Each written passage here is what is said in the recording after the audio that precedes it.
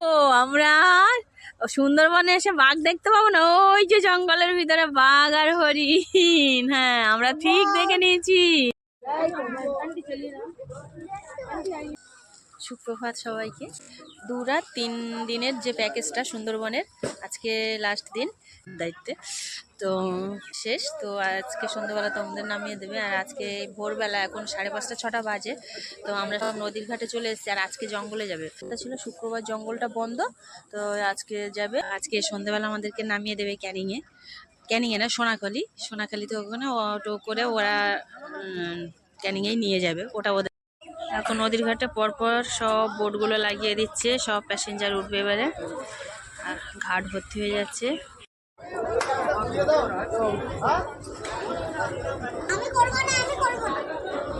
ওই হ্যাঁ, দিদির কোলা বল।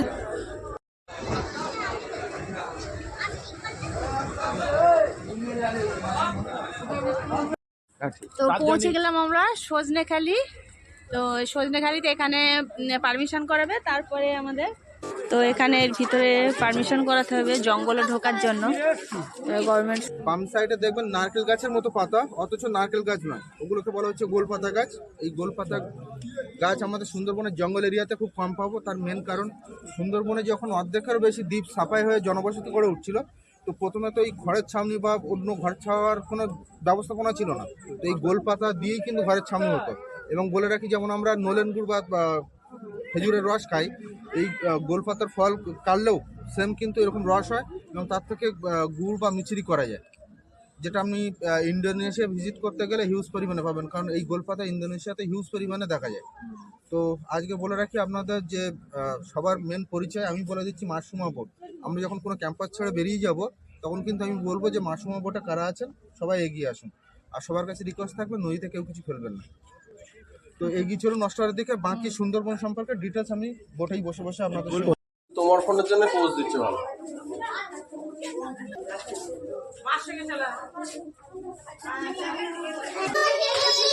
এটা 30 কেজি ওয়েট একদম সলিড। ধরবো? ধরে নে। দিদি এখানে আমরা এখন ওয়াচ টাওয়ারে আছি, মানে সুন্দরবনের ওয়াচ টাওয়ারের উপরে উঠে এখন ভোরবেলা 6:30 7টা 7:30 বাজে। সূর্যটা সবে উঠছে, বলের মতো লাগছে। আর চারিদিকটা এখানে বেশ অনেক উপরে, হাঁপিয়ে গেছি। তো চারিদিকটা বেশ, মানে এখানে অনেকটাই উপরে উঠলাম আমরা এই ওয়াচ টাওয়ারে। তো আমি ওদিকে ছবি তুলছিলাম, আর এদিকে বলছে হরিণ বেরিয়েছে, সেটা আর আমার দেখা হলো না। তো সুন্দরবনের মাছ একটা গাছ, সেটা হচ্ছে এই যে গোলপাতা। এই গোলপাতা গাছটা দেখুন, খানিকটা নারকেল গাছের মতো দেখতে। আর এটা বলে, আর ওর একটা ফল আছে, এই ফলটা আমি একটু জুম করে দেখ। এই ফলটা না কাটলে, না ওইটা কাটলে হচ্ছে তালের শাঁসের মতন একটা শাঁস বেরোয়, আর দেখতে কাঁঠালের মতন কাঁটা মতো। এইগুলো অনেক ফল, এর ভিতরটা কাটলে তালের শাঁসের মতো দেখায়। এটা আমি ইউটিউবেই দেখেছি, এখানে সরাসরি দেখতে পাচ্ছি। গোলপাতার ফলটা দেখুন, একদম কাঁঠালের মতো। জুম করে দেখায়, এই গোলপাতার ফল এইটা, এর ভিতরটা কাটলে এই যে শাঁস হবে, শাঁস বেরোবে। আচ্ছা, আমরা যেটা এই জায়গাটার নাম হয়েছে যে গাছের নাম অনুসারে, সেটা হলো সুন্দরী গাছ। এটা আমরা বইতে পড়েছি, আর বইতেই ছবিটা দেখেছি। কোনোদিন সৌভাগ্য হয়নি যে সুন্দরবনে এসে সুন্দরী গাছটা দেখার। তো আজকে সেই সৌভাগ্যটা হলো যে সুন্দরী গাছটা দেখার। আপনাদেরকে একটু দেখাই, এই যে সুন্দরী গাছ, কিন্তু এর যে কি সুন্দর সেটাই বুঝতে পারছি না। আমি কাছ থেকে একটু পাতাটা দেখাই।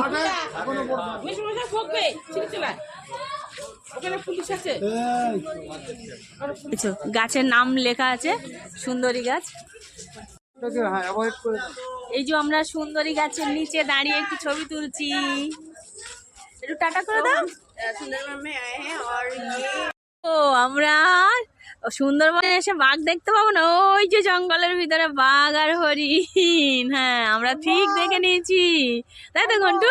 কিন্তু এটা অরিজিনাল বাঘ নয়, ও নড়বে না চড়বে না। স্টার্ট দেখুন, আমি সুন্দরী গাছের নিচে ছবি তুললাম, মানে লাইনে অনেক সুন্দরী গাছ আছে।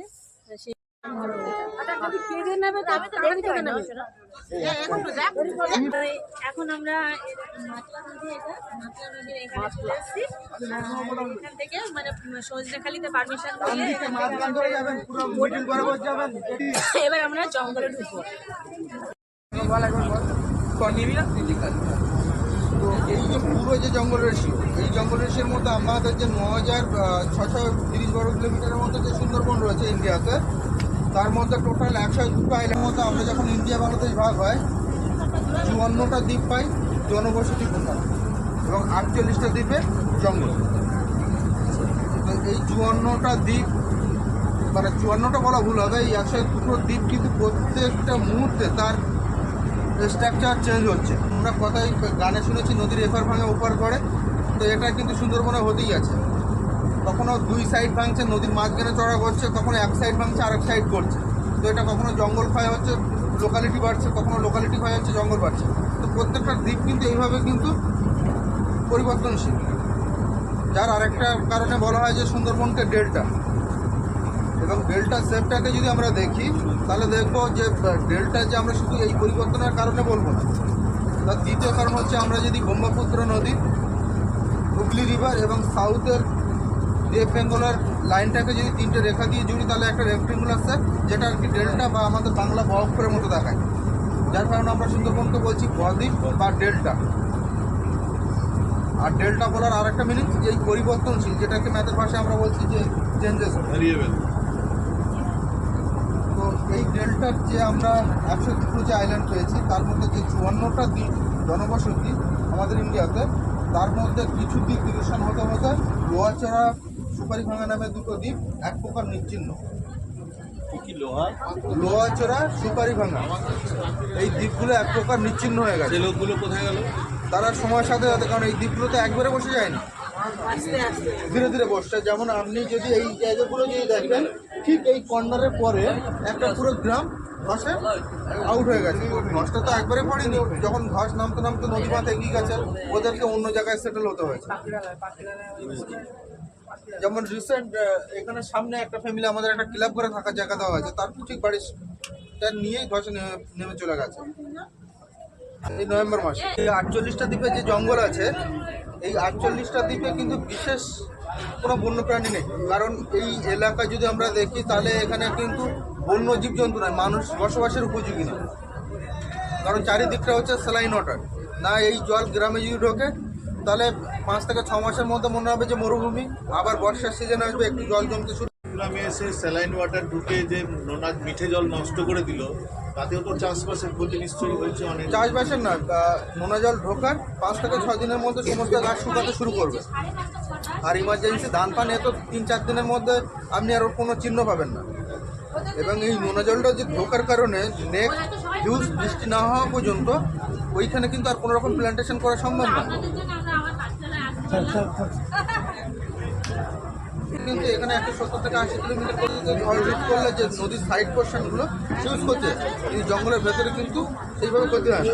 এবং যদি আমরা যদি ম্যানগ্রোভের যদি ক্যারেক্টার আমরা যদি ঠিকঠাকভাবে অনুধাবন করি, তাহলে দেখবো যে বেশ কিছুদিনের মধ্যে ন্যাচারাল ওয়েতে কিন্তু নতুন করে গাছ লেগে সেই জায়গাটা, সেই সমস্যাটা কিন্তু সংশোধন হয়েছে। শুধু আমাদেরকে লক্ষ্য রাখতে হবে যে বাইরে থেকে গিয়ে কেউ যাতে গাছ না কেটে নিয়ে আসে, আর্টিফিশিয়ালি যেন কাটা না হয়, জঙ্গল ধ্বংস করা না, তাহলেই কিন্তু জঙ্গল সুরক্ষিত থাকে।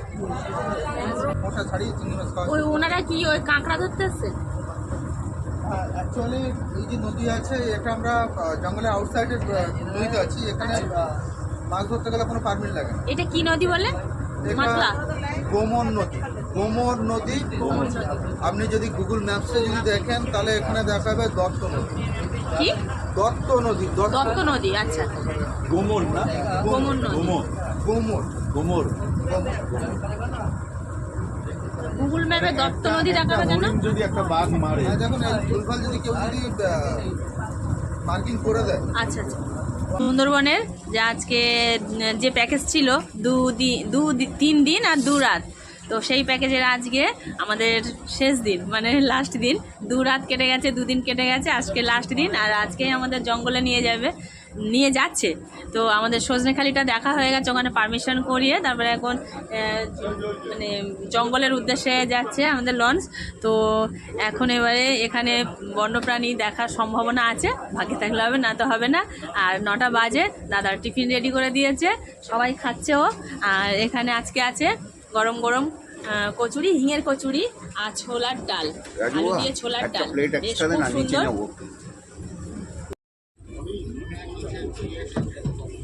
আজকে খাবারটা কেমন? হ্যাঁ, খুব সুন্দর হয়েছে। আজকে সবাই খেয়ে বলছে আজকে টিফিনটা আরো বেশি সুন্দর হয়েছে, তো একবার খেয়ে দেখি। না, অসাধারণ, খুব সুন্দর হয়েছে। সুদর্ণখালি এখানে বোর্ড নামিয়েছে আমাদের, তো সুদর্ণখালিতে এখানে বলছে যে বাঘ দেখার সম্ভাবনা আছে, তবে সেটা ওনারা চাই যে, ওনারা বলছেন যে আমাদের না, আমরা আমাদের অনেক হারিয়েছি, আমার পরিবার বা ছেলে মেয়ে, মানে ওনারা ভগবানের কাছে প্রার্থনা করছে যে আমরা যেন না দেখি। আর আমরা তো দেখার জন্য সুন্দরবনে এসেছি, তবে অবশ্যই ওনাদের আমরা খারাপ চাইবো না, সেটা ওনারাই ভালো বুঝবেন। তো আমরা ভিতরে ঢুকে দেখি। মন্দির আছে, বনদেবী দেবীর মন্দির, আর এই মন্দিরে ওনার প্রার্থনা করেন যে আমরা যাতে বাঘ না দেখি, মানে ওনাদেরই ক্ষতি, ওনাদেরই অসুবিধা। আর আমরা তো দূর থেকে আসছি যে একটু দূর থেকে দেখবো, কাছে আসলে তখন তো আমরা তো এই ধরনের যে বেস ক্যাম্পগুলো যে আছে, এগুলোতে শুধুমাত্র এই বেস ক্যাম্পগুলো বানানোর দুটোই হচ্ছে উদ্দেশ্য। প্রথম উদ্দেশ্য হচ্ছে আমাদের জঙ্গল তদারকি করার জন্য ফরেস্ট ডিপার্টমেন্টের আধিকারিকদের থাকার জায়গা করতে হবে, নাহলে লোকাল এরিয়া থেকে প্রত্যেকদিন এত দূরে দূরে এসে পেট্রোলিং করা সম্ভব না। এই একটা বেস ক্যাম্পের আন্ডারে 3-4 করে আইল্যান্ড আছে, সেখানে ইনলিগাল ফিশারম্যান, ইনলিগাল পোচার, এই ধরনের লোকজন যাতে না কিছু করতে পারে, তার জন্যই কিন্তু ঠিক যেমন আমাদের থানাগুলো হয়, সেরকম থানার মতন এটাও ফরেস্ট ডিপার্টমেন্টে আমরা বেস ক্যাম্প বলছি ফরেস্ট ডিপার্টমেন্ট। সুদর্ণখালি টাওয়ারের উপরে, আর ওই মানে দূরে দেখছেন যে একদম মাঠ মতো আছে, ওই মাঠের ওখান দিয়ে একটা বন্য প্রাণী গেছে, বেশ মোটা সোটা, মানে আমরা ভাবলাম বাঘ, কিন্তু আদৌ বাঘ কিনা জানি না, দেখলাম আর সেটা তখন দেখাতে পারলাম না। আর ওই জঙ্গলের ভিতরটায় 3-4টা হরিণ বেরিয়েছিল, তখন আর আমার ক্যামেরায় আসেনি, মানে ক্যামেরাটা অন করতে পারিনি, দুর্ভাগ্য। বন মোরগ আছে, মানে আর এখানে একটা পুকুর আছে, এই পুকুরে নাকি বাঘ জল খেতে আসে। আর এই পুকুরে এই পাশে একটা কুমির আছে, সেটা অনেকটা জুম করতে হবে, সেটা হয়তো দেখাতে পারবো না, অনেকটা জুম করতে হবে। ছোট একটা কুমিরে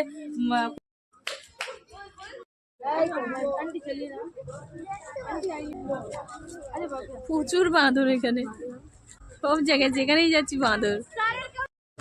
লুচি তরকারি খেয়ে আমরা একটু সুদর্ণখালি ঘুরে এসে এখন কফি খাওয়া হচ্ছে।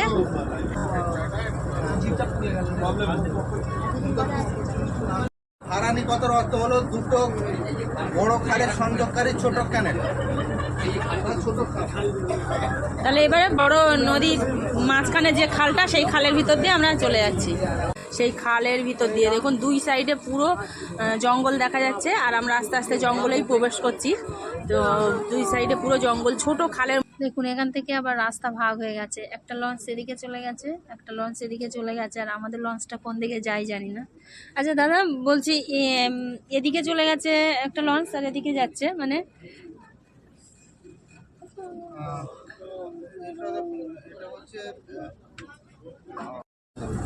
এখন কিন্তু আর জঙ্গল ছাড়া কিছুই দেখা যাচ্ছে না, শুধু জঙ্গল আর জঙ্গল। আমরা আস্তে আস্তে জঙ্গলের ভিতরে ঢুকেই যাচ্ছি, এই বুঝতেই পারছি না যে এত পরিমাণ জঙ্গল, কিছুই দেখা যাচ্ছে। আর ওইদিকে গাইড আমাদের কত কিছু বলে দিচ্ছে, বোঝাচ্ছে গাইড।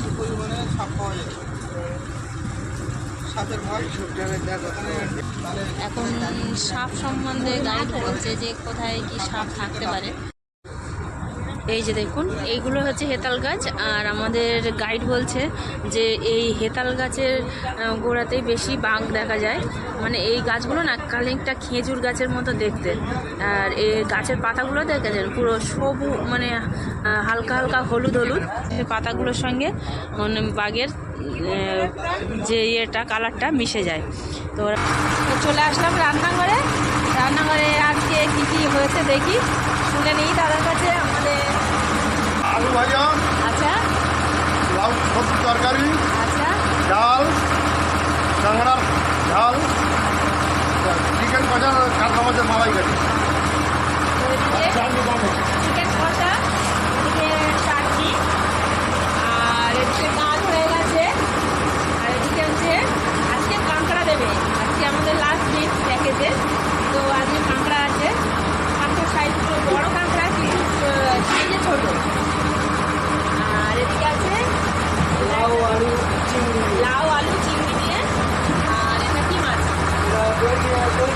দই কাঁকড়া আছে, আলু ভাজা আর ডাল তো আছে। এই দাদা হচ্ছে বড় মানে আমাদের রাঁধুনির হেল্পার। আমি ভিডিও করছি দেখে বলছে আমার চ্যানেলটার নাম বলতে বললো, তো সেই নামটা বলে দিচ্ছি। আমার চ্যানেলটার নাম হচ্ছে মিষ্টি বাবাই কিচেন, আমি সার্চ করে দিচ্ছি। বিদ্যাধরী থেকে এখান থেকে অনেকগুলো শাখা, বিদ্যাধরীর শাখা বেরিয়ে গেছে। বিদ্যাধরী বেরিয়ে গেছে মেন হচ্ছে বাম দিকে, এখান থেকে এসে বাম দিকে বেরিয়ে গেছে বিদ্যাধরী। কিন্তু বিদ্যাধরীর ঠিক বাম দিকে ঘুরে যাওয়ার আগে এখানে একটা হেড়োভাঙা রয়েছে, ঝড়খালি। বিদ্যাধরী বেরিয়ে যাচ্ছে, এই জলের কালারটাও আলাদা, সেই জন্যই স্টেট চলে যাচ্ছে আমাদের ভ্রমণ নদী, যেটা হয়ে আমরা কিছুক্ষণ পরে যাবো। আমরা খোনাখালি গিয়ে এলাম, খোনাখালি খোনাখালি জলে বা এখান গাজীখালি। থেকে ওই পর্যন্ত মনে হচ্ছে একটা। আর এদিকে এই দিকটার পর রয়েছে নবাবগঞ্জ। মিনালদা, দাদা না সাত মিনার। যাই হোক, এই জলের কালারও কি আলাদা দেখা যাচ্ছে ওই কারণে? এটা হচ্ছে গভীরতার তারতম্যের জন্য। অনেক সময় দেখি ছোট নদী নদীগুলো এউড়ে খেউড়ে হয় তো, আর এখন হচ্ছে মোটামুটি মরাফোটা ঠিকঠাক শুরু হয়নি। তার জন্য এই মুহূর্তে জোয়ারের মোটামুটি একটা মিডিল টাইমে আমরা আছি। এই সময় নদীর ফ্লোটা অনেক বেশি। কী হচ্ছে, জলটা যে নিচে থেকে ধাক্কা খেয়ে এলোমেলো খাওয়া হচ্ছে না, ধাক্কা খেয়ে যাচ্ছে, আর যে পলিগুলো ওই জলের সঙ্গে ধুয়ে উঠছে সেগুলো ওই জলের ওপরে উঠে যাচ্ছে। তার মানে ওই জলের কালার দেখে গভীরতাও বোঝা যেতে পারে। হ্যাঁ, ঠিক ওই এইখানটায় এই যে কালারগুলো দেখছেন হ্যাঁ, এখানে দেখতে গভীরতা পাচ্ছি তো। কম, তারপরে কিন্তু আবার খুব গভীর। ওই একটা দাগ দেখতে পাচ্ছি তারপর থেকে, ওই মানে দাগটা যে জায়গায় আছে না, ওটা একদম পুরো খুব এই গভীর। হিসাবে দেখলে এক আঙ্গুল দেখতে পাচ্ছি ওই গভীর অন্য কালারের জল, আর বাকি সামনেরটা আর আলাদা অন্য কালার। ওইদিকে বেশি আছে কুয়াশার জন্য আমি পুরো পাটটা আপনারা। তো গাইড বললো আমাদের এটা পঞ্চমুখানি, মানে 5টা নদী একসঙ্গে বিদ্যাধরী, হেরোভাঙা, মাতলা। কি সুন্দর জঙ্গল, ঘন জঙ্গল, আর এই মাঝখানে খাঁড়ি চলে গেছে, সরু গলি। এইসব জায়গাতে বাঘের আনাগোনা।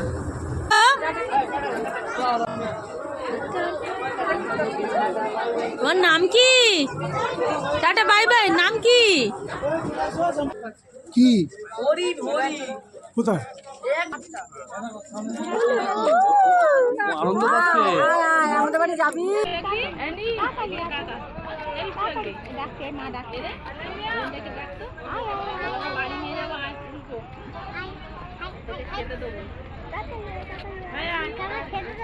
তুই যা খাবি তাই দেবো, চল আমাদের বাড়ি।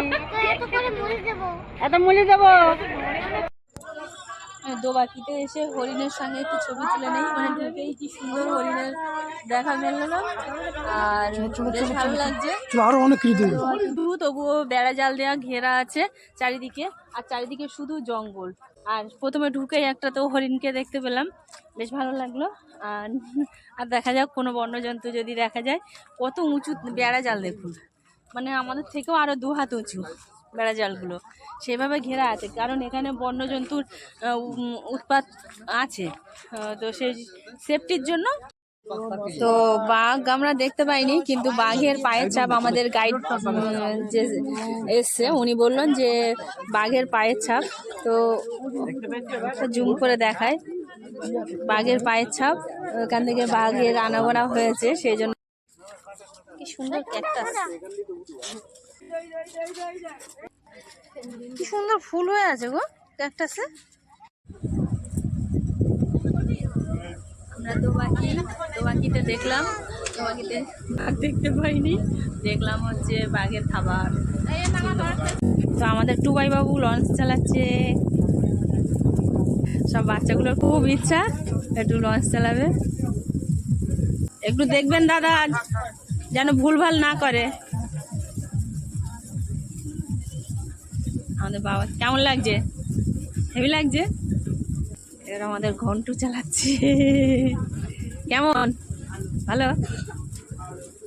আর আগে একদিন আমি লঞ্চ চালিয়েছি যেদিন আসি সেদিন, আর আজকে দাদাকে বলছি একটু চালাবো, বলছে ঠিক আছে চলে আসো। বাচ্চাগুলো চালিয়েছে, আমি অনুযায়ী চালাবো। দাদা পাশেই বসে আছে পাইলট দাদা, উনি যেভাবে বলবেন সেইভাবে চালাচ্ছি।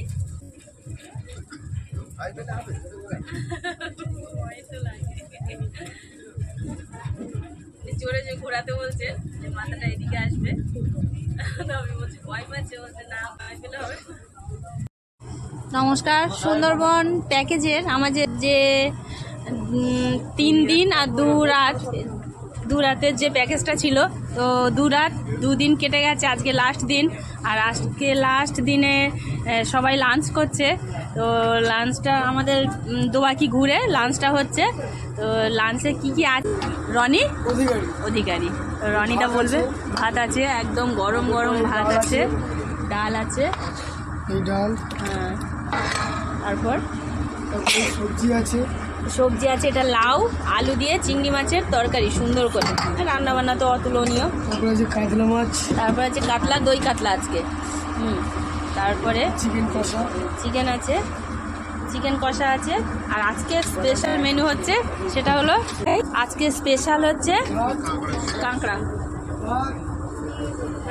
এটা কেমন হয়েছে সেটা তো জানবোই অবশ্যই।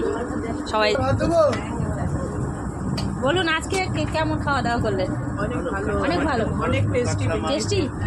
যেদিনই খাচ্ছি সেদিনই টেস্টি লাগছে না, প্রতিদিনই ভালো লাগছে।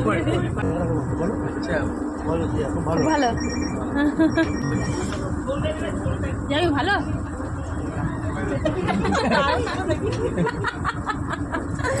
আচ্ছা আমি বলছি খুব ভালো।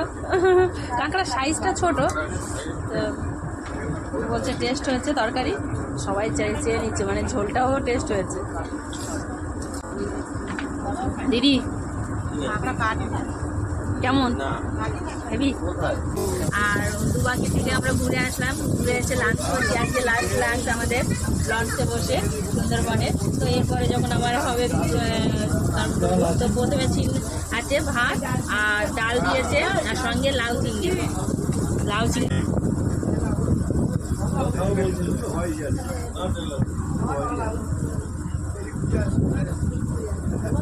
লাউ চিংড়িটা খুব সুন্দর হয়েছে। আমরা বাড়িতে লাউ চিংড়ি করি, লাউগুলো একটু ছোট ছোট করে কেটে, আর এখানে বেশ আলু যেমন কেটেছে সেইভাবেই লাউটাও কেটেছে গোটা গোটা করে। কিন্তু এত সুন্দর টেস্ট তরকারিটা, জাস্ট ফাটাফাটি। আর দই কাতলা চলে এসছে, বড় সাইজের কাতলা মাছ, দই কাতলা।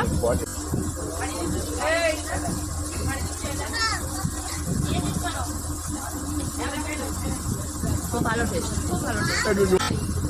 রান্নার কোয়ালিটি আলাদা। এত সুন্দর লাউ চিংড়ি হয়েছে যে কাতলা মাছের ঝোলটা নিলাম না, কাতলা মাছের গ্রেভির সাথে খেলাম না, লাউ চিংড়ির সাথে কাতলা মাছটা খাচ্ছি। নদীতে আসবো আর কাঁকড়া খাবো না তাই কোনো দিন হয়? তো সুন্দরবন আসবেন অবশ্যই, কাঁকড়াও পাবেন সাগর সঙ্গম ট্রাভেলসে আসলে। তো কাঁকড়া বেশ অনেকটাই দিয়েছে, আর আজকে চিকেনও দিয়েছে। আজকে চিংড়ি মাছ, কাতলা মাছ, চিকেন, কাঁকড়া, মানে অঢেল খাওয়া দাওয়া। চিকেন চিংড়ি মানে চিকেন আর খেতে ইচ্ছা করলো না, তবু জোর করে 1 পিস দিল। কাঁকড়াটা এখন খাবো, চিকেনটা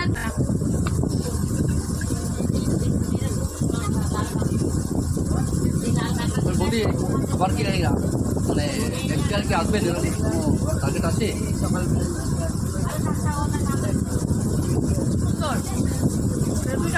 ফাটাফাটি। শেষ করতে প্রতিদিনের মতো পাঁপড় আর সুন্দর চাটনি খেজুরের, টমেটো দিয়ে।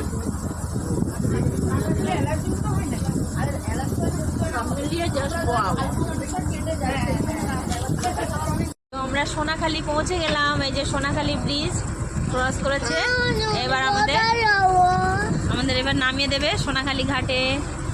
আর এখান থেকে এবার ওনারা আবার অটো করে ক্যানিংয়ে পৌঁছে যাবে, তারপর আমরা ট্রেন ধরে চলে যাব। তো ওনারা যেমন ক্যানিং থেকে আমাদেরকে নিয়ে এসছে, আবার ঠিক দায়িত্ব নিয়ে ক্যানিংয়েই পৌঁছে দেবে। তো সোনাখালিতে আমরা নেমে পড়লাম, চলে যাব।